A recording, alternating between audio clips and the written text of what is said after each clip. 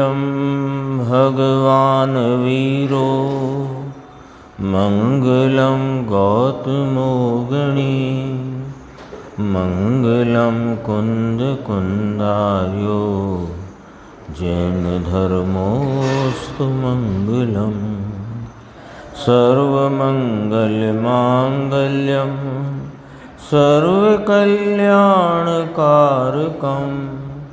प्रधानं सर्वधर्माणां जैनं जयतु शासनम्। मैं नमो तीर्थनायक को, नमो ओंकार वाणी को, नमो उन कुंद प्रभु को जिन्होंने ओंकार धारण की। अहो उपकार जिनवर का, कुंद का दिव्य वाणी का, जिन कुंद ध्वनि दाता उनका हान स्वामी का। चिदानंदिक रूपाए जिनाए परमात्मने, परमात्म प्रकाशाय नित्यं सिद्धात्मने नमः।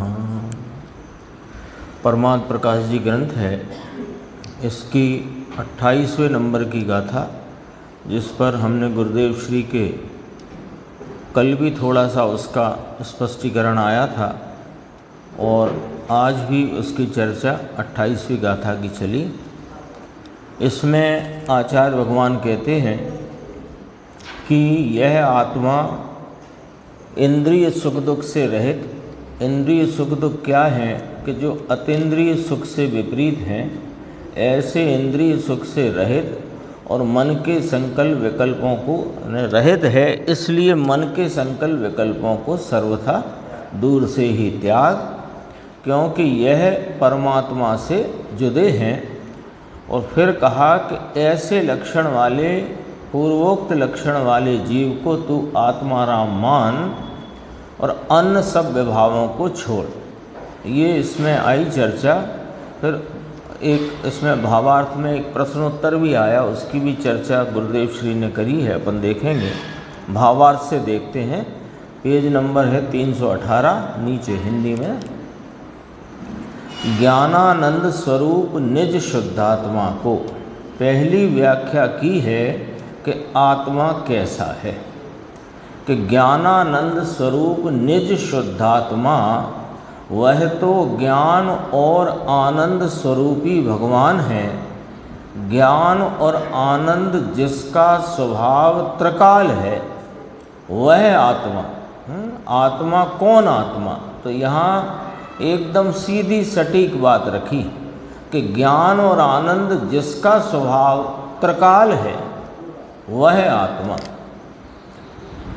तो उसको कैसे जाने कि निर्विकल्प समाधि में स्थिर होकर जान, यानी राग की परिणति से तो वह जानने में आता नहीं, वह तो राग रहित जो अपनी उपयोग की या ज्ञान दर्शन की व्यापार रूप जो दशा है, उसको मन इंद्रिय के अवलंबन को छोड़कर, पर सन्मुखता को छोड़कर सीधा जो उपयोग स्वरूप का आलम्बन लेता वर्तता है, उसका नाम निर्विकल्प समाधि। तो निर्विकल्प समाधि में स्थिर होकर जान, यहाँ स्पष्ट करते हैं कि कषाय के विकल्प से रहित अकषाय की समाधि, अकषाय की शांति। समाधि यानी शांति, और कोई दूसरा अर्थ नहीं समाधि का, है ना। बहुत स्थान पर गुरुदेव श्री फरमाते हैं, स्पष्ट करते हैं, आदि व्याधि उपाधि से रहित जो आत्मा का व्यापार भाव है वो समाधि है ना। तो आदि तो कहा रागादि विकल्प कषाय भाव को, व्याधि कहा शरीर आदि के रोग आदि को, और उपाधि जो संयोग है कर्म और कर्म के निमित्त से मिली हुई सामग्री आदि, इनसे रहित, तो इन सब से रहित, यही चर्चा इस गाथा में है। तो इस सब से रहित जो आत्मा का व्यापार है ज्ञान दर्शन का, यानी उपयोग की जो वृत्ति है, इन सब से रहित वह कैसी है कि निर्विकल्प है, उसी का नाम समाधि है। उसी का नाम वीतराग, वीतराग विशेषण लगाया, वीतराग निर्विकल्प समाधि। अकषाय की शांति द्वारा सदानंद भगवान को जान। सदानंद, सदानंद मान सदा का अर्थ तो जानते हैं ना अक्षय भाई, सदा माने त्रिकाल सदैव। तो ऐसे सदानंद नित्यानंद त्रिकाल आनंद भगवान को जान। समझ में आया, ये संकल्प विकल्प से भिन्न प्रभु है। इसलिए ये संकल्प विकल्प से भिन्न है प्रभु, इसलिए उसे जानने में संकल्प विकल्प के कषाय से रहित और निर्विकल्प कषाय रहित ऐसी शांति, यानी राग रहित और शांति सहित। आया अस्ति नास्ति आ गया। नास्ति क्या आई? राग रहित, और अस्ति आई शांति सहित। तो शांति सहित राग रहित परिणति में, परिणति से इस शुद्धात्मा को जानो जो इंद्रिय सुख दुख से रहित और मन के संकल्प विकल्पों से भी रहित एक रूप सदानंद शुद्धात्मा है, जो शांति स्वरूप है और शांति के भाव में ही वह जानने में, अनुभवने में आता है। ऐसी समाधि अर्थात शांति अर्थात दशा, उसके द्वारा उसे जानो। अब कहते हैं ऐसा कठिन लगे, क्यों कि अनादि से ये जीव को राग की रुचि रही है। तो वो राग की रुचि के कारण, है ना, व्यवहार की रुचि रही है, उसका अर्थ अपन समझते हैं कि इसको अनादि से वीतराग प्रभु का अनादर वर्तता है और राग की रुचि में राग का आदर वर्तता है। राग के आदर वाला अनादि का इसका जो चला आया मान्यता का भाव है, उसमें जब यह जैन कुल में आया और जिन शास्त्रों का थोड़ा इसको परिचय अभ्यास हुआ, तो उसमें से भी ये अपनी जो अनादि की रुचि है उसके पोषण करने की व्यवस्थाएं ढूंढता है। तो उसमें जो चरणान योग आदि ग्रंथ हैं, उनमें जीव कौन? साधक जीव। साधक जीव की परिणति में शेष रही कषायों के वर्णन वाले व्यवहार के द्वारा उसकी अकषाय वीतराग परिणति का बोध कराया है। तो इसने वीतराग परिणति का बोध तो किया नहीं, क्योंकि इसकी उसको रुचि ही नहीं। तो राग की रुचि में जिसके द्वारा वीतरागता बताई, उस राग को व्यवहार और व्यवहार से प्राप्ति और व्यवहार ही हितरूप है, ऐसी मान्यता में यह उलझ गया। उलझा तो था ही, और इसको, इसी को कहते हैं अग्रहीत को पुष्ट करने वाला जो भाव है उसे ग्रहीत मिथ्यात्व कहते हैं। समझना जरा बात को। ग्रहीत मिथ्यात्व की परिभाषा अपन सब लोगों ने पढ़ी सुनी है ना। तो क्या परिभाषा आती है मुन्ना लाल जी? कि जो अग्रहीत मिथ्यात्व को पुष्ट करे, मूल बात नया ग्रहण किया हुआ है, ये उसका दूसरा भाव। पहला भाव अग्रहीत मिथ्यात्व को पुष्ट करे, ऐसा नया ग्रहण किया हुआ भाव वो ग्रहीत मिथ्यात्व है। ठीक है ना। तो इसका अग्रहीत मिथ्यात्व क्या है कि राग में एकत्व बुद्धि रूपी स्वयं है तो वीतराग स्वरूप, राग से भिन्न स्वरूप और राग में एकत्व करने रूप मिथ्या मान्यता के अग्रहीत मिथ्यात्व में यह वर्तता आया है। और अब नया जो वीतराग प्रभु का उपदेश, जिसमें वीतरागता का पोषण है, जो वीतरागता के मार्ग को दिखाने वाली है, जो परिणति में वीतरागता उपजाने में निमित्त है, ऐसी जिनवाणी में से ये राग के पोषण की, राग की रुचि के पोषण की बातों को निकालता है। तो इसने उस जिनवाणी से क्या प्राप्त किया? प्रश्न है। ग्रहित मिथ्या। कठिन तो लगे बात, लेकिन बात ऐसी है, जब पंचास्तिकाय की अंतिम गाथा में कहते हैं कि चारों अनुयोग ही वीतरागता के पोषक हैं, उसमें तुम किसी अनुयोग में जाकर और किसी अनुयोग की विशेषता लेकर उसमें से अपने अग्रहीत मिथ्यात्व यानी राग की रुचि का पोषण करते हो, तो तुम क्या करते हो कि ग्रहित मिथ्यात्व का सेवन करते हो। कठिन तो लगती है बात।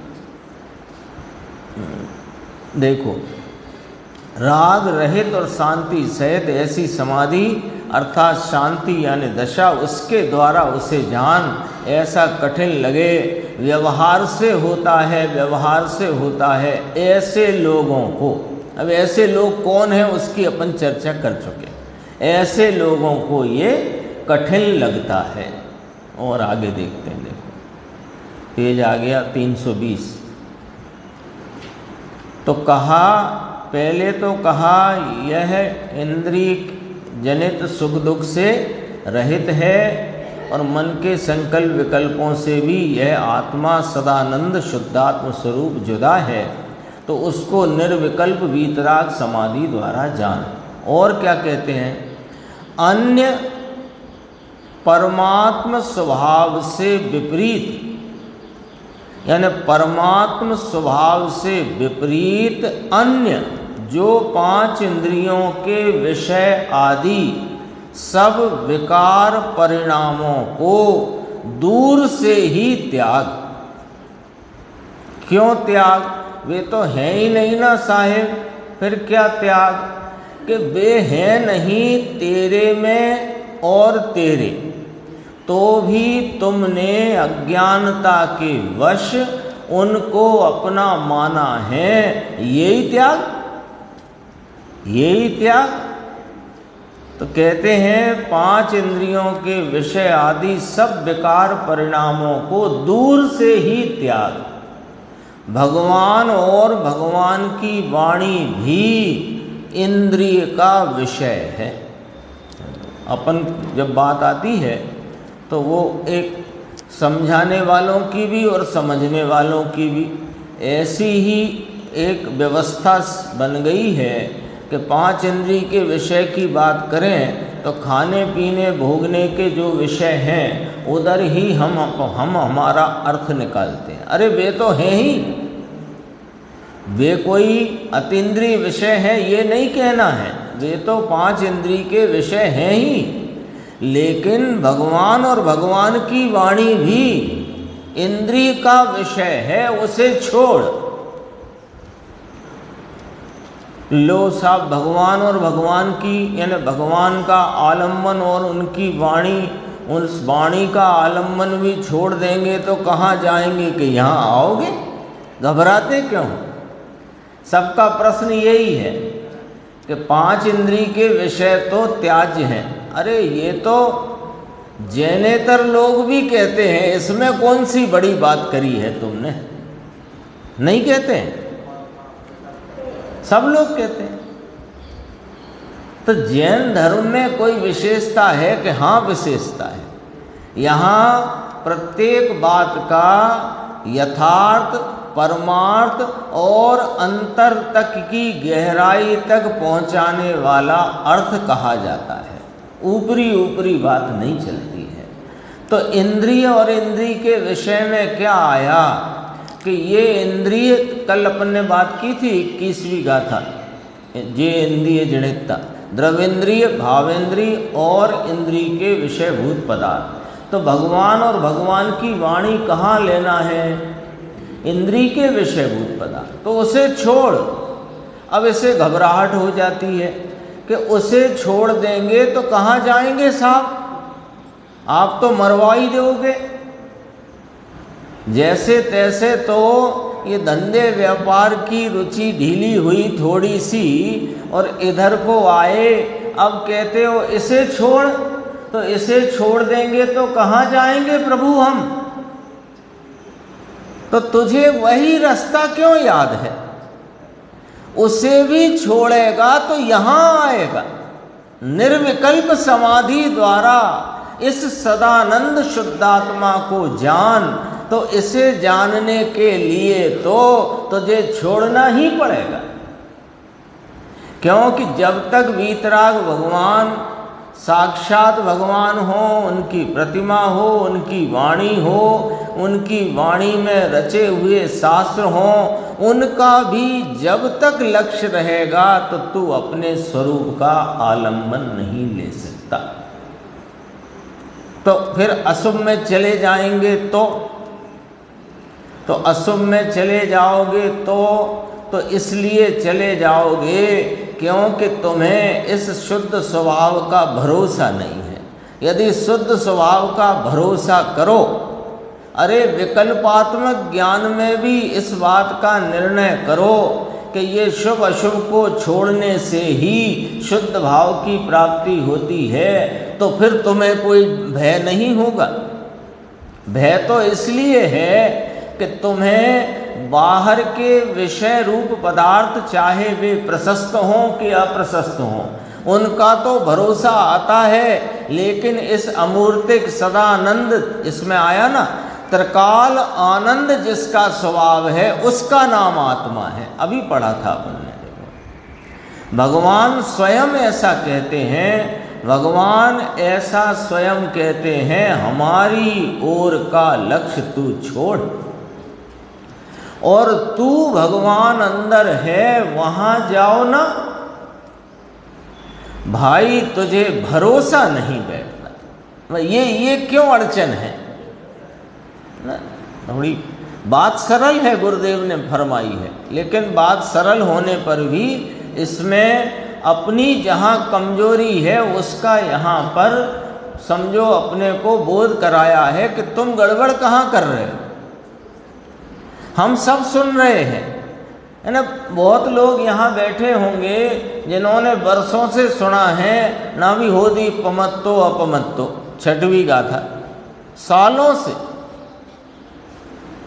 कि मैं प्रमत्त भी नहीं अप्रमत्त भी नहीं, बस एक शुद्ध ज्ञायक भाव हूँ। बोलो सालों से सुना है कि नहीं सुना? लेकिन भरोसा आया क्या? भरोसा नहीं आता ना। भरोसा नहीं आता इसलिए ये कभी भी शुभ को छोड़ने या शुभ में लाभ है ये बात ही छोड़ने तैयार नहीं होता। इसे ये रहता है कि यदि शुभ भी छोड़ देंगे तो कहाँ जाएंगे? तो भाई यहाँ आओ ना। अभी कहा तू भगवान अंदर है, वहाँ जाओ ना।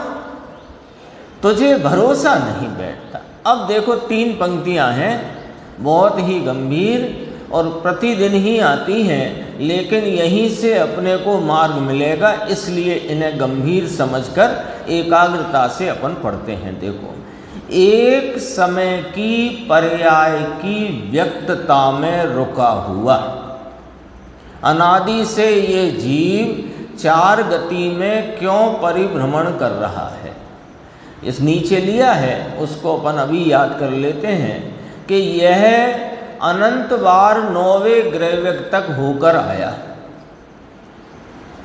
ठीक है ना? 9वें ग्रैविक रूपी स्वर्ग तक होकर आया, लेकिन एक समय की पर्याय की व्यक्तता में ही रुका रहा। इसलिए यह 4 गति में ही परिभ्रमण करता हुआ, भटकता हुआ, गुरुदेव की भाषा में रखड़ता हुआ। ना भटकना और रखड़ना थोड़ा शब्द का अर्थ शब्दार्थ रूप से भले एक जैसा है, पर रखड़ना माने क्या है, उसका भाव कि दुख ही दुख भोगता, एकांत दुख भोगता हुआ। कैसा? एक समय की पर्याय की व्यक्तता। पर्याय कहते ही एक समय के व्यक्त भाव को है, जो त्रिकाली अव्यक्त व्यक्त स्वरूप है। जरा भाषा देखना, थोड़ा समझना इसे। पर्याय अपेक्षा इस त्रिकाली सदानंद भगवान को अव्यक्त कहते हैं, पर यह त्रिकाल व्यक्त स्वरूप है, विद्यमान स्वरूप है, हाजरा हुजूर है। वो अव्यक्त स्वरूप व्यक्त को नहीं देखता, और एक समय की पर्याय दशा हालत जो हीनता रूप प्रकट है, उसकी व्यक्तता में यानी उस पर्याय भाव में ही ये मैं हूँ ऐसा मान करके अटका हुआ है, रुका हुआ है। तो फिर प्रभु कहाँ जाएं? दिखती तो एक पर्याय ही है। आप कहते तो हो, समय सार की 6वीं गाथा से ही आचार्य कुंद कुंद भगवान ने कहना शुरू किया, जो प्रमत्त नहीं अप्रमत्त नहीं बस एक ज्ञायक भाव है। तो वो बात आपने कही सो शिरोधार्य है, लेकिन वो ज्ञायक मिले कहाँ प्रभु? क्योंकि हम जब देखते हैं तो हमें तो पर्याय दिखती है, व्यक्तता ही दिखेगी ना। जब भी हम सर्व तरफ से उपयोग को समेटकर जो अपने को देखने का प्रयत्न करते हैं, तो पर्याय में जो रागादि का वेदन है, मंदाकुलता का अथवा तीव्राकुलता का, वह वेदन ही दिखता है हमको, वही वेदन वेदने में आ रहा है। वो ज्ञायक कहाँ है?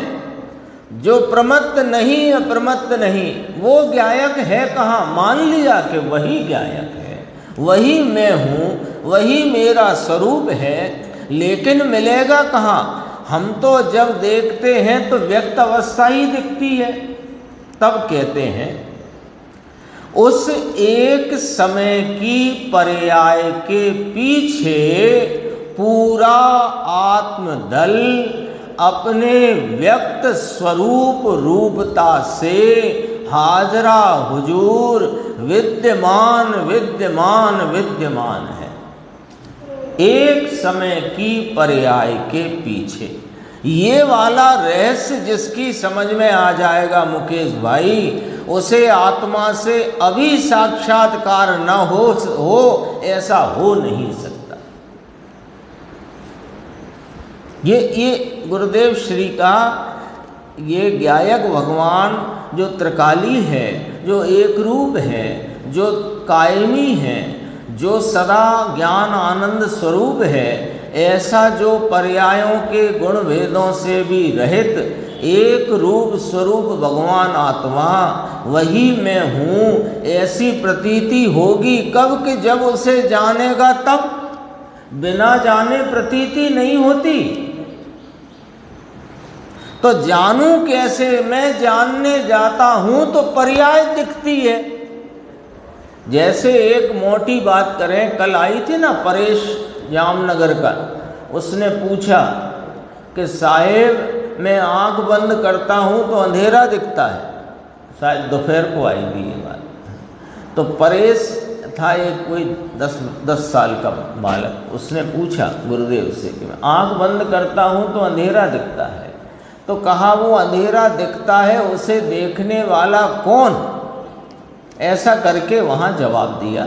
वो बात तो यहाँ सिर्फ एक उदाहरण के रूप में देखना, यहाँ उससे भी बारीक बात है कि हम जब कुछ भी अपने स्वरूप का चिंतन करते हैं, अपने स्वरूप की तरफ का विचार करते हैं, सर्व अन्य विचारों को छोड़कर इस स्वरूप को विचार में लेते हैं तो हमें तो पर्याय दिखती है।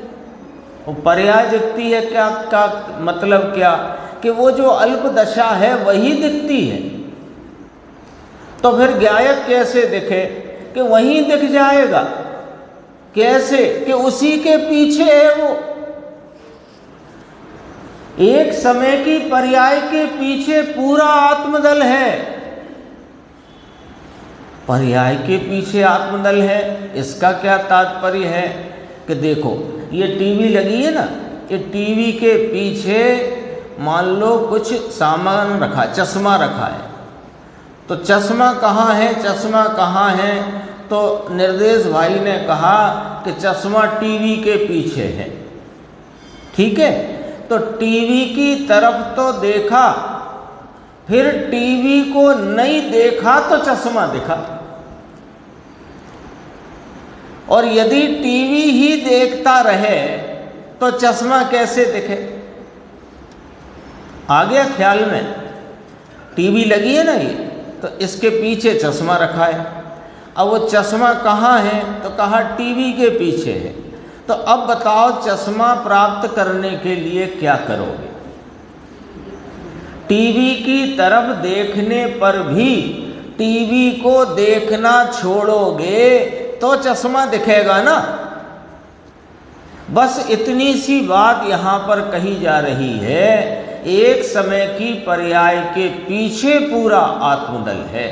तो वो जो पर्याय तुम्हें दिखाई देती है, वो जो ज्ञान की अवस्था में ज्ञेयों के निमित्त से होते जो ज्ञान परिणति में पढ़ते हुए जो अनेक प्रकार के भेद दिखाई देते हैं, उन सब भेदों में एक अभेद रूप सामान्य सदृश स्वरूप जानन जानन जानन रूपता का भाव विद्यमान है। वो दिखे कैसे कि वो जो पर्यायों में विशेष भाव बन रहे हैं, उन विशेष को मत देख तो सामान्य दिख जाएगा। हर पर्याय में सामान्य पने से विद्यमान है।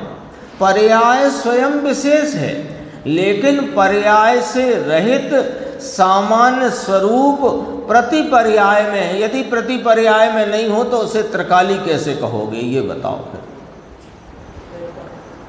त्रिकाली कहा कि नहीं इस सदानंद भगवान को, नित्यानंद भगवान? तो कहा एक समय की, ये सामान्य पंक्ति नहीं है, अपन पढ़ लेते हैं। एक समय की पर्याय के पीछे राग की पर्याय के नजदीक बीत राग प्रभु विराजता है, पढ़ लेते हैं। पर उसका अर्थ ये है वो पर्याय के पीछे है, पर्याय में नहीं, पर्याय नहीं। पर्याय के पीछे है, पर्याय नहीं, और पर्याय में नहीं। तो पर्याय को देखना जैसे ही गौण करोगे, वह सामान्य स्वरूप त्रिकाली ज्ञायक भाव आविर्भूत होता है। और जो विशेष भाव हैं वे गौण रहने से वहाँ सर्व विशेष भावों में होते भाव वे तिरोभूत हो जाते। एक समय की पर्याय के पीछे पूरा आत्मदल है, वह पूरा परमात्मा है। परंतु एक समय की पर्याय में ही उसकी लीनता लगी है अनादि से। इसलिए ऐसी पूरी वस्तु है, देखो ऐसी पूरी वस्तु है, उसकी नजर नहीं की है ना। एक गुरुदेव याद करते हैं, नजर ने आल से देखा न मैंने हरि, नजर के आलस में मैंने इस हरि नाम परमात्म तत्व को नहीं देखा। नजर का आलस क्या कि पर्याय को देखने में ही लीन रहा, और पर्याय पर से नजर हटाकर वहाँ रहे हाजरा हुजूर त्रिकाली कायम स्वरूप अपने ज्ञानानंद स्वरूप को नहीं देखा। एक और कहते हैं तिनके की आड़ में पहाड़ छुप जाता है। ऐसे ये पर्याय को देखने की आड़ में ये पूरा परमात्मा विद्यमान है, वो इसे नज़र नहीं आता।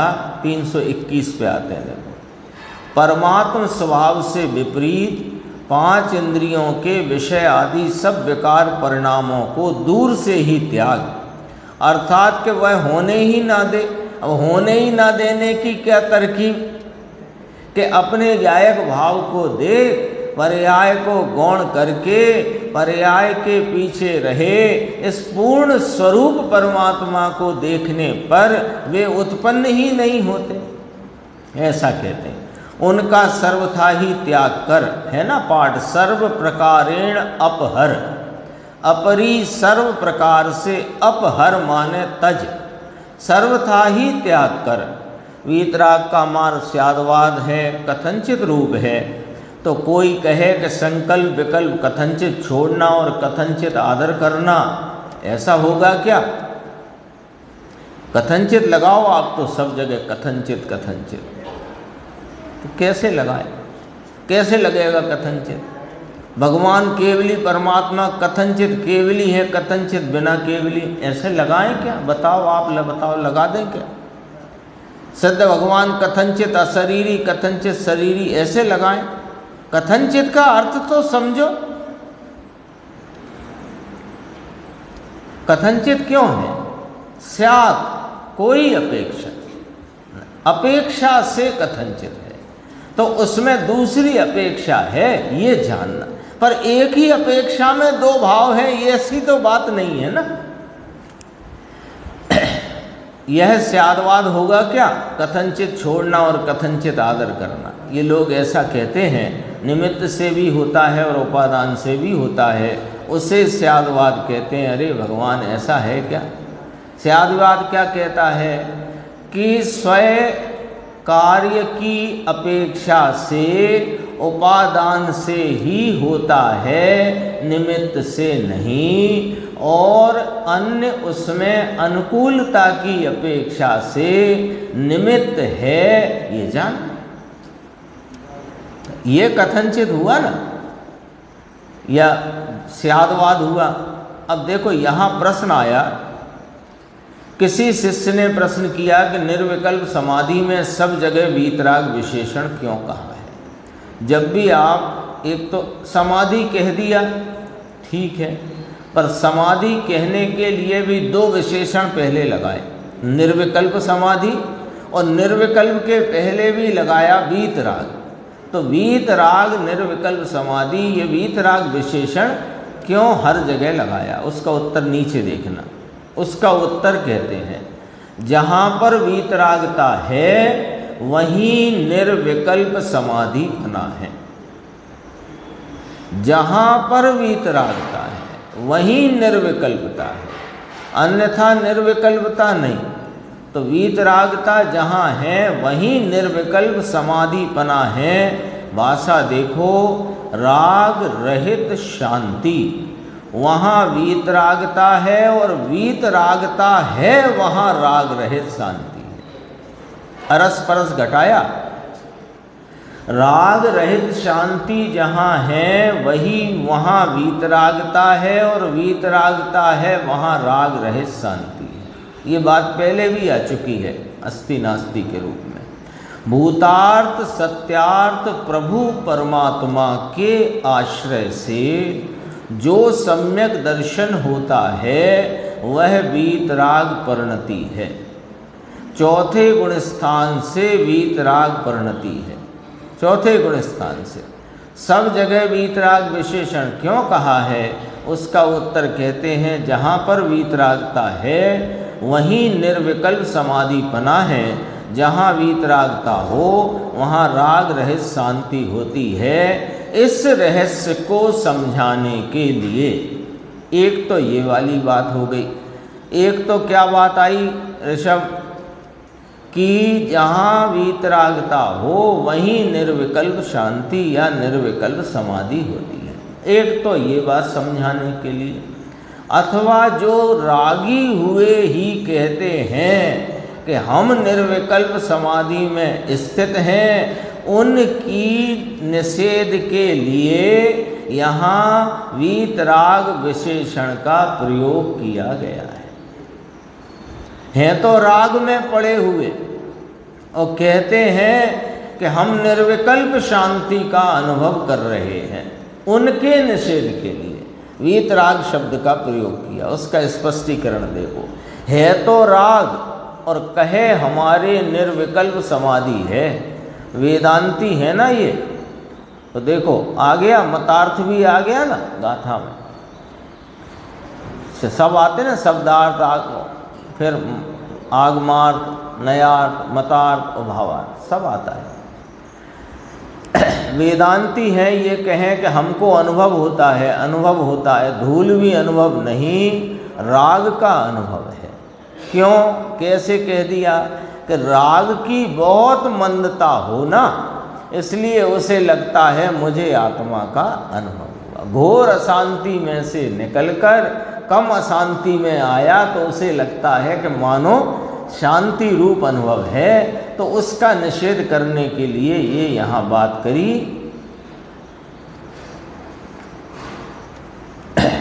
एक चीज़ और आई थी, देखो, हाँ ये निशान लगाया था, 323 पेज पे देखना जरा।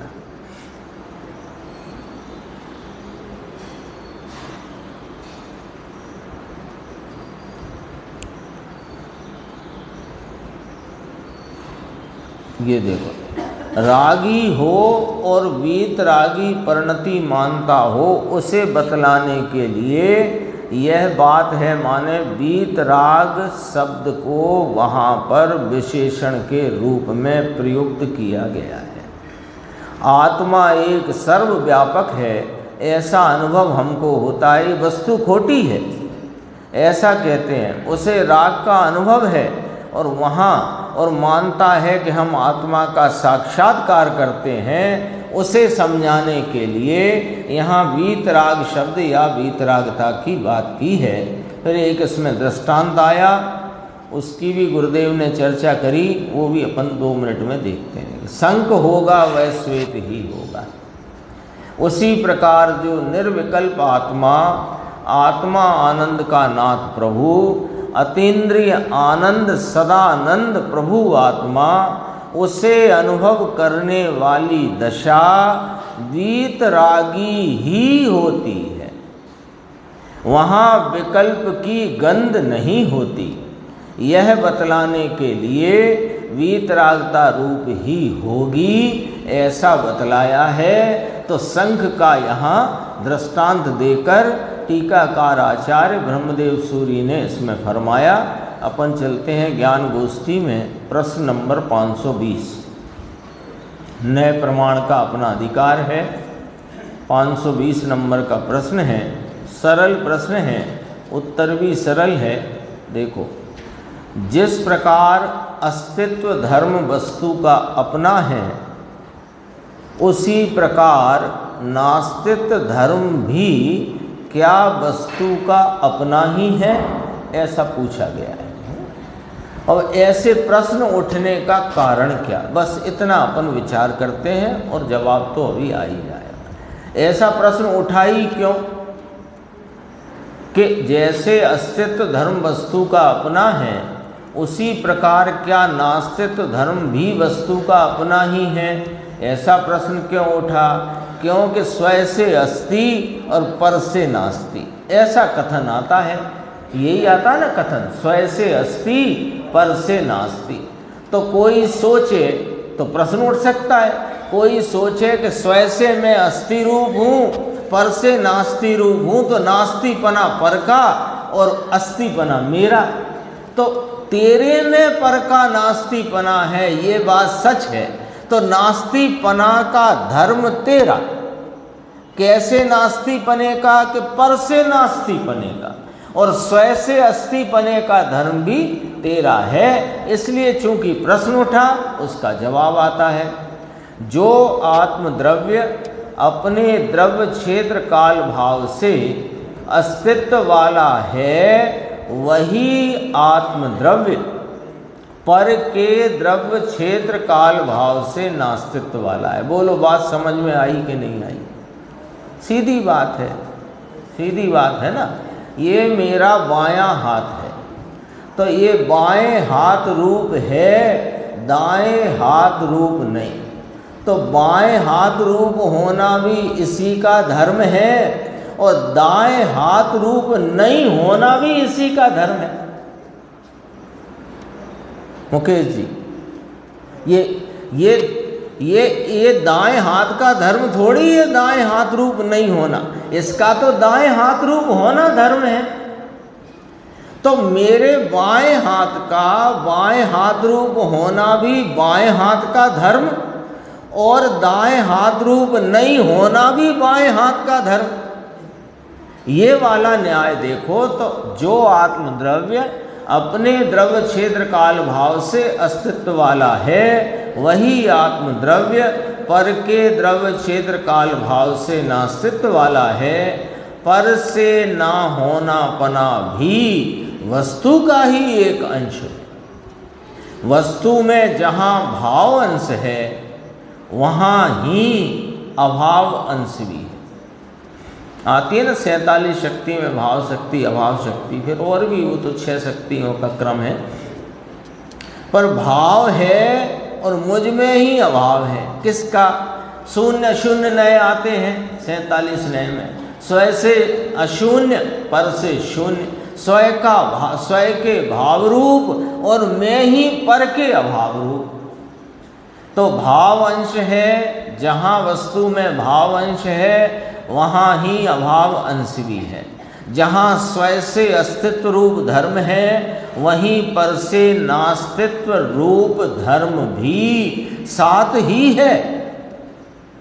एक ही अंशी के दो अंश हैं, अस्ति नास्ति, दोनों अंश एक ही अंशी के, एक समय में एक ही साथ। नास्तित्व धर्म भी अपना ही अंश है। नास्ति धर्म स्वयं कहीं वस्तु में अभाव रूप नहीं है, देखो, किंतु सत है। नास्ति भी अस्ति है। कैसी? नास्ति अस्ति कैसे हो गई? नास्ति तो नास्ति है कि नास्तित्व रूप अस्ति वो भी मेरी और अस्तित्व रूप अस्ति वह भी मेरी। तो कैसे कि स्वयं से अस्तित्व रूप अस्ति ये भी मेरा सत और पर से नास्तित्व रूप भाव वह भी मेरा सत। तो अस्तित्व हुआ ना उसका। इस धर्म में पर रूप से नहीं, ऐसी पर की अपेक्षा भले ही आए किंतु वह नास्तित्व धर्म कोई पर के आधार से अथवा पर का नहीं है। अब जैसे ये हाथ की बात करी थी, ये बायां हाथ से सतरूप है, अस्थि रूप है और दाएं हाथ से नास्ति रूप है, यही बात कही थी ना। तो अब इसमें दाएं हाथ से यह हाथ नास्ति रूप है।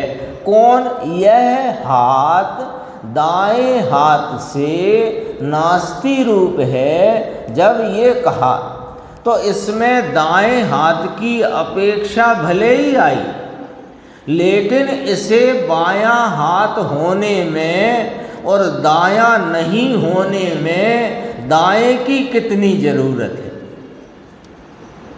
पॉइंट आया समझ में? इसे बायां होने में और दायां नहीं होने में दाएं की क्या जरूरत? नहीं है ना। तो ऐसे ही भले पर से मेरा नास्तित्व है, मैं पर रूप नहीं, पर रूप से नहीं, ऐसा नास्तित्व धर्म जो है उसमें पर की अपेक्षा भले ही आई, लेकिन वह नास्तित्व धर्म जो मेरा नास्तित्व धर्म है उसमें पर का आधार नहीं और वह धर्म पर का नहीं है। वह धर्म तो वस्तु का अपना भी है, वह भी स्वयं का अंश है। और गंभीरता से देखो, वह भी स्वयं का अंश है। स्वयं कौन? ये परमात्म स्वरूप सत जो स्वयं से सतरूप है, पर से असत रूप या नास्ति रूप है। तो स्वयं से अस्ति, पर से नास्ति, ये मेरा ही गेय है या स्वयगेय है? ये जो स्वयगेय स्वरूप मैं हूँ, सो मैं स्वयं से अस्ति रूप और पर से नास्ति रूप हूँ। यदि इसे ना माना जाए, देखो गंभीर है थोड़ी बात, यदि इसे ना माना जाए तो संपूर्ण स्वयगेय की प्रतीति नहीं हो सकती। क्यों नहीं हो सकती? स्वयगेय कौन है? अपने इस मोक्ष मार्ग के प्रयोजन के संदर्भ से अपन बात करें तो स्वयगेय कौन है? जिसके आलम्बन में, जिसको गेय और श्रद्धेय बनाने से मोक्ष मार्ग प्रारंभ होता है, वह यह त्रिकाली ज्ञायक भगवान, परिपूर्ण परमात्म स्वरूप वस्तु, वह मैं हूँ। ठीक है ना? ये इसको जब ज्ञान की परिणति गेय बनाए तो इस गेय में दोनों धर्म हैं कि नहीं?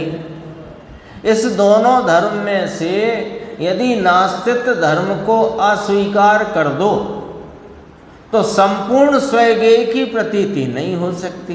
क्यों नहीं हो सकती? कि ये गेय जो है ये अपने ही अनंत धर्मों का अधिष्ठाता, अनंत गुणों का स्वामी, अनंत शक्ति का संग्रहालय एक है कि नहीं? तो उसमें नास्तित्व धर्म आया कि नहीं? अब नास्तित्व धर्म को छोड़कर ये गेय पूरा रहेगा कि अधूरा? तो अधूरे की प्रतीति वो स्वयगेय की प्रतीति नहीं है। देखो गुरुदेव की गंभीरता देखो, बात सामान्य होती है, सामान्य होने पर भी उसमें कहाँ भूल हो सकती है और क्या भूल हो सकती है, वह भूल ना हो जाए इसलिए सब पहलुओं को सामने करते हैं। फिर दोबारा से, नास्तित्व धर्म भी वस्तु नाम यह स्वयगेय इसका ही अंश है। इसका धर्म है कि नहीं? अभी ऊपर सिद्ध किया नास्तित्व धर्म भी अपना है। अब नास्तित्व धर्म के बिना का यदि तुम आत्मा स्वीकार करो तो तुमने अधूरा आत्मा स्वीकार किया, अधूरे को विषय किया, अधूरे को गेय बनाया। जब गेय अधूरा तो श्रद्धा कैसे पूरी होगी? इसलिए संपूर्ण स्वयगेय की प्रतीति नहीं हो सकती। ये वाली बात कही 521। ये थोड़ा समझना भैया। नए विवक्षा में 12वें गुण स्थान तक अशुद्ध निश्चय न होता है। अशुद्ध निश्चय न होता है का अर्थ अशुद्ध निश्चय न का विषय रागादि विकारी भाव होता है। अशुद्ध निश्चय न होता है तो न तो ज्ञान का अंश है ना? तो ज्ञान के अंश में वह होता है, वो ज्ञान की तरफ से कहेंगे, पर वो है क्या कि विषय क्या? अशुद्ध निश्चय न का विषय क्या? रागादि विकारी भाव। ठीक है, आ गया ख्याल में? यहाँ 2-3 बार अशुद्ध निश्चय न कहेंगे तो अपन समझना कि रागादि बात है, रागादि विकारी भाव की बात है। देखो पहले प्रश्न समझते हैं। नए विवक्षा में, नए विवक्षा कैसे होती है कि अशुद्ध निश्चय नए को छोड़कर शुद्ध नए को अंगीकार कर, ये नए विवक्षा है। ठीक है, अशुद्ध निश्चय के को छोड़कर शुद्ध नए को अंगीकार कर। इसका अर्थ क्या हुआ? नए को छोड़ दे क्या? कि सुनो, अशुद्ध निश्चय नए का विषय रागादि विकार, उसको छोड़कर शुद्ध नए का विषय भूत अपना ये सत्यार्थ सत साहिब, इसको स्वीकार कर, इसको ग्रहण कर। तो इसको नए विवक्षा में कैसे कहेंगे? अशुद्ध निश्चय को छोड़कर शुद्ध नए को ग्रहण करो। ठीक है, तो अशुद्ध निश्चय नए क्या है? रागादि विकारी भाव। अब उसका प्रश्न है कि साहेब 12वां गुण स्थान साधक अवस्था है ना, साधक अवस्था 12वें गुण स्थान तक, तो 12वें गुण स्थान तक अशुद्ध निश्चय न होता है, माने रागादि भाव होते हैं। 12वें के प्रारंभ तक तो होते ही हैं, अंत में पूर्ण वीतराग होकर फिर 13वें गुण स्थान का जन्म होता है, केवल ज्ञान आदि। देखो अब अशुद्ध निश्चय नय में साहिब शुद्धोपयोग कैसे घटेगा? अशुद्ध निश्चय नय 12वें गुण है, पॉइंट समझना जरा, है ना, थोड़ा सा अपन कह सकते हैं टेक्निकल है प्रश्न है। अशुद्ध निश्चय नय माने राग आदि विकारी भाव, और कब तक है वो? 12वें गुण स्थान तक। अच्छा, और 12वें गुण स्थान पहुंचा कैसे जी? शुद्धोपयोग के द्वारा। कैसे पहुंचता है 12वें गुण स्थान तक? शुद्धोपयोग के द्वारा। और 12वें गुण स्थान में शुद्धोपयोग है कहाँ है? तो शुद्धोपयोग कैसे घटेगा? वहाँ कोई वहाँ से लौट के छठवें में तो आता नहीं, 7वां 6वां तो चलता रहता है, लेकिन एक बार जो 7 से 7वें से आगे बढ़े तो श्रेणी आरोहण करके 12वें गुण स्थान तक पहुँचे, या ना, यहाँ छपक श्रेणी लेकर के 12वें तक पहुँचे तो वहाँ शुद्धोपयोग ही है। लेकिन वहाँ राग भी कहा कि नहीं कहा निर्देश भाई? राग कहा कि नहीं कहा? तो उसका प्रश्न है कि वहाँ शुद्धोपयोग कैसे घटित होएगा साहब? वहाँ तो राग घटित किया है। 12वें गुण स्थान तक अशुद्ध निश्चय नय का विषय है, ऐसा करके जब घटित किया तो शुद्धोपयोग कैसे घटित होएगा? ऐसा प्रश्न है। प्रश्न आया समझ में? आया कि नहीं आया? देखो प्रश्न समझ में आएगा तो इसका उत्तर पकड़ में आएगा। प्रश्न दोबारा बात करें क्या? चंद्रेश भाई आप बता दो, दोबारा बोले प्रश्न। हो गया, समझ में आ गया? ठीक है, अच्छी बात है। उत्तर: वस्तु के एक देश की परीक्षा वह नय का लक्षण है। लो, वस्तु के एक देश की परीक्षा वह नय का लक्षण है। अब इस भाषा को सरल कर लेते हैं। वस्तु का एक देश या अंश रूप जानना वह नय कहलाता है। ठीक है, वस्तु का अंश रूप भाव जानना वह नय कहलाता है। एक बात हो गई। दूसरी बात, तो फिर उपयोग क्या कहलाता है? क्यों कि प्रश्न क्या है? फिर प्रश्न में आ जाते हैं। प्रश्न कहा कि 12वें गुण स्थान तक शुद्ध उपयोग भी घटित होता है और अशुद्ध निश्चय का विषय रागादि भाव भी घटित होता है। तो दोनों कैसे घटित हो जाए? राग है वहाँ, शुद्ध उपयोग कैसे घटित हो जाएगा? ऐसा करके पूछने वाले ने पूछा। अब उसका जवाब देना है तो गुरुदेव श्री का जवाब देने का क्रम देखो कैसे है कि पहले नय किसे कहते हैं ये समझ लो, और उपयोग किसे कहते हैं ये समझ लो, फिर अशुद्ध नय क्या है वो समझ लेना, और शुद्ध उपयोग क्या है वो समझ लेना, फिर वे कैसे घटित होते हैं ये समझ लेना। ठीक है ना क्रम? तो पहले क्या बात आ गई अंकुर भाई कि वस्तु के एक भाव को, एक अंश को जानने रूप जो जानना है वो से नय कहा जाता है। यही अर्थ है इसका, है ना। और अगला उपयोग किसे कहते हैं? देखो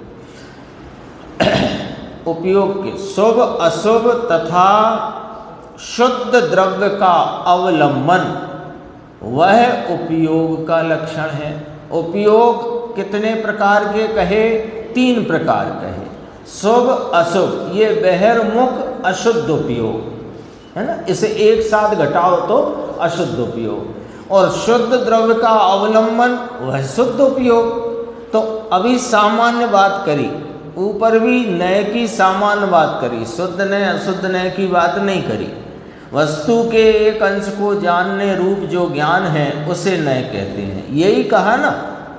तो नय की सामान्य विवक्षा आ गई। अब उपयोग की विवक्षा कहते हैं कि ज्ञान दर्शन का जो व्यापार, जो शुभ रूप होता है अशुभ रूप होता है तथा शुद्ध द्रव्य का अवलंबन रूप शुद्ध होता है।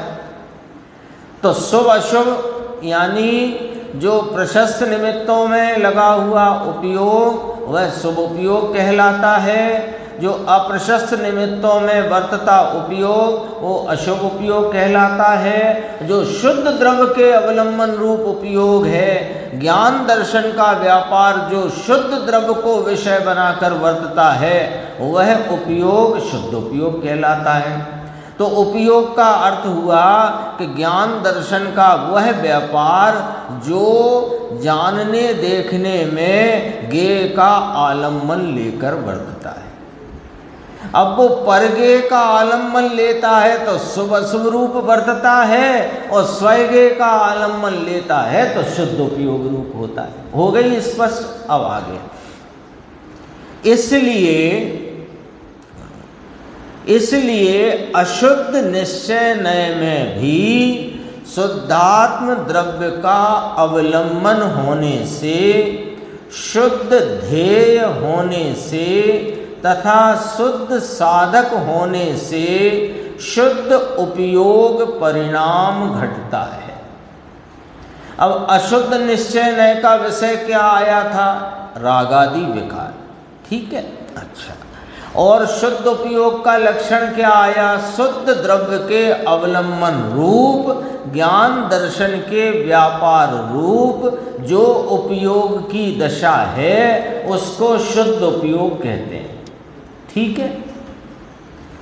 तो अशुद्ध निश्चय नय में भी यानी रागादि विकारी भाव की परिणमती हुई हयाती में भी शुद्धात्म द्रव्य का अवलंबन होने से, शुद्ध स्वरूप का ध्येय होने से तथा शुद्ध साधक भाव वर्तता होने से शुद्ध उपयोग परिणाम घटित होता है। यानी ज्ञान दर्शन का व्यापार। अब ऊपर वाली जो दो हाईलाइटेड हैं वहाँ चलते हैं। अशुद्ध निश्चय नय कौन है कि परिणति, जीव है ना साधक, तो साधक की परिणति में दो भाव वर्त रहे हैं, एक शुद्ध वीतराग परिणति रूप और एक वहाँ पर रागादि परिणति रूप। ये दो भाव कब तक हैं कि जब तक पूर्ण वीतराग नहीं हो जाता तब तक ये दो भाव साधक को वर्तते हैं, ठीक है। अब साधक के पास विषय कौन कौन है? ये तो हो गई बात कि जब तक पूर्ण वीतराग नहीं तब तक राग का अंश शेष है, ये बात सिद्ध हो गई। अब दूसरी बात कि साधक के पास आलम्बन या उपयोग के अवलंबन के लिए विषय कौन कौन है कि एक तो अपना शुद्धात्मा और एक शुद्धात्मा से भिन्न जो रागादि भाव हैं वे विषय हैं, ऐसा ही है ना। अब साधक तो उत्कृष्ट अवस्था में है, उत्कृष्ट आत्मा की आराधना में है, वहाँ तो उसके ध्यान का ध्येय अथवा ज्ञान का ज्ञेय उपयोग का विषय भूत तो शुद्ध द्रव्य ही है, और वहाँ पर पूर्ण वीतरागता प्रगटी नहीं है क्योंकि अभी साधक है, साध्य भाव प्रगटा नहीं है। तो साधक होने से उसको वहाँ पर राग रूप भाव है कि नहीं? है कि नहीं? है ना। तो राग रूप भाव भले होए तो वहाँ पर राग रूप भाव होने पर भी शुद्धात्म द्रव्य का अवलंबन लिया हुआ है कि नहीं साधक ने? नहीं तो साधक कैसे, और वो भी उत्कृष्ट साधक। 12वें गुण स्थान की बात ली जा रही है। तो फिर उसके शुद्धात्मा का अवलंबन है कि नहीं, और राग है कि नहीं? है ना। तो राग है वो अशुद्ध निश्चय का विषय है, और शुद्धात्म स्वरूप का आलम्बन है वो शुद्ध उपयोग है। तो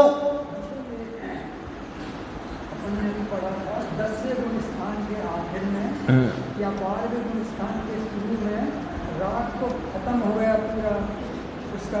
12वें गुण स्थान के प्रारंभ में राग है, प्रारंभ में खत्म हो गया? नहीं, अंत में खत्म होता है, हैं? तो केवल ज्ञान दर्शन और अंतराय का एक 3 रहते हैं, तो वो 12वें गुण स्थान के लास्ट में खत्म होगा 13वें में। देखो 12वें गुण स्थान तक साधक दशा कही है, और जब तक साधक है तब तक पूर्ण वीतराग नहीं। तो पूर्ण वीतराग जब तक नहीं तब तक राग है। ये सीधी सीधी बात। आपके हाथ में गिलास है, जब तक पूरा भरा नहीं तो वहाँ खाली है। ये अपने आप घटित होती है बात। पूरा भरा है गिलास कि नहीं, पूरा नहीं भरा तो खाली है। तो खाली है, ये खाली कहो तो और ना कहो तो खाली है। तो पूर्ण वीतराग नहीं है तब तक राग का अंश वहाँ पर शेष है। और देखिएगा 10वें गुण स्थान के लास्ट 10वें गुण स्थान तक बंद कहा गया है। वीतरागता तो 12वें के अंत में है, 10वें गुण स्थान तक बंद कहा गया है।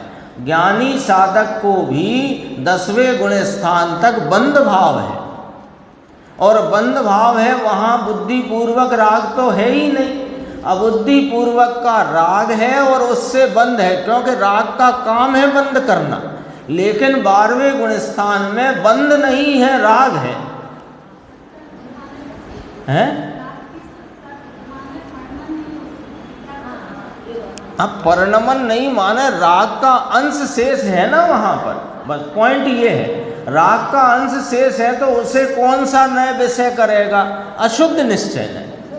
अपन राग का अंश इस सेंस में कह लो कि वो क्योंकि ज्ञानावर्णी दर्शनावर्णी अभी पूर्ण वीतराग वो पूर्णता नहीं है ना, तो जो ज्ञानावर्णी दर्शनावर्णी और अंतराय का वो हम तो देखो इतना अपन सीधा सीधा बात को समझें जैसी मैं समझता हूँ कि पूर्ण वीतरागता नहीं तो राग का अंश है।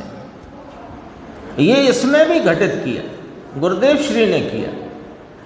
यदि पूर्ण देखो, या तो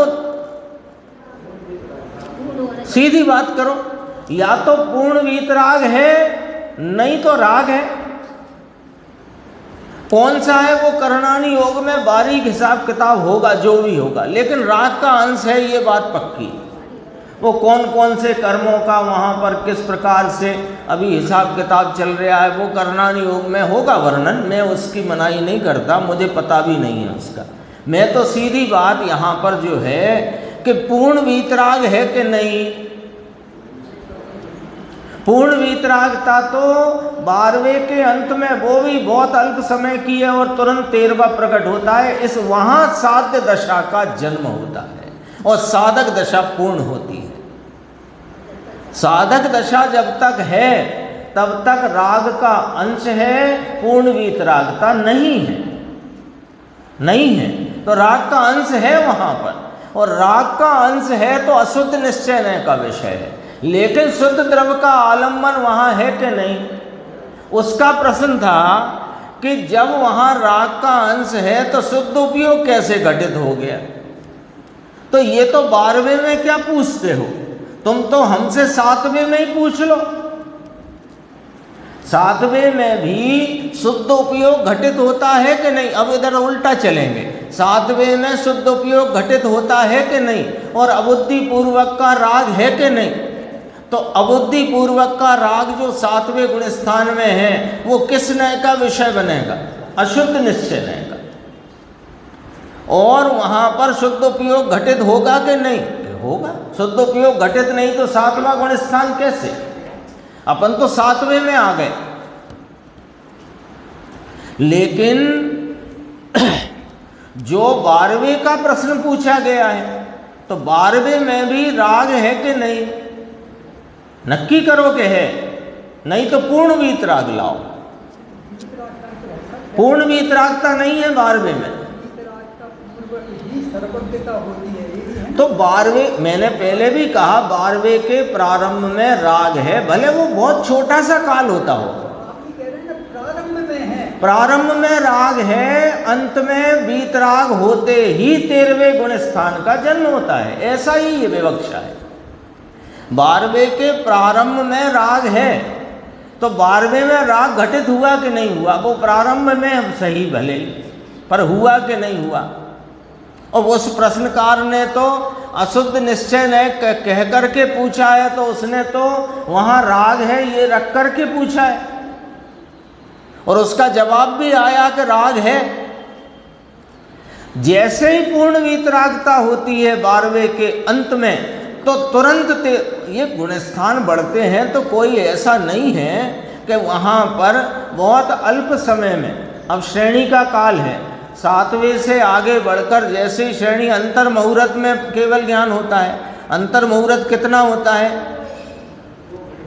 2 घड़ी से कम 1 पॉइंट, 2 समय से ज़्यादा, तो 2 समय से लेकर 48 मिनट या 2 घड़ी से 1 समय कम तक सब अंतर मुहूर्त है। तो सेकंड में तो 7वें से बढ़कर श्रेणी माणकर 13वां गुण स्थान हो जाए। ऐसा हुआ है, भरत के संदर्भ में तो बात आती ही है ऐसी।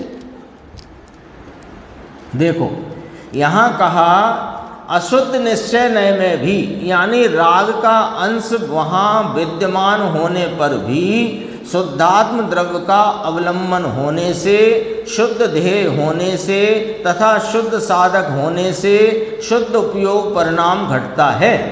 अशुद्ध नय भले ही 12वें गुण स्थान तक हो, लिखा कि नहीं लिखा इसमें बोलो?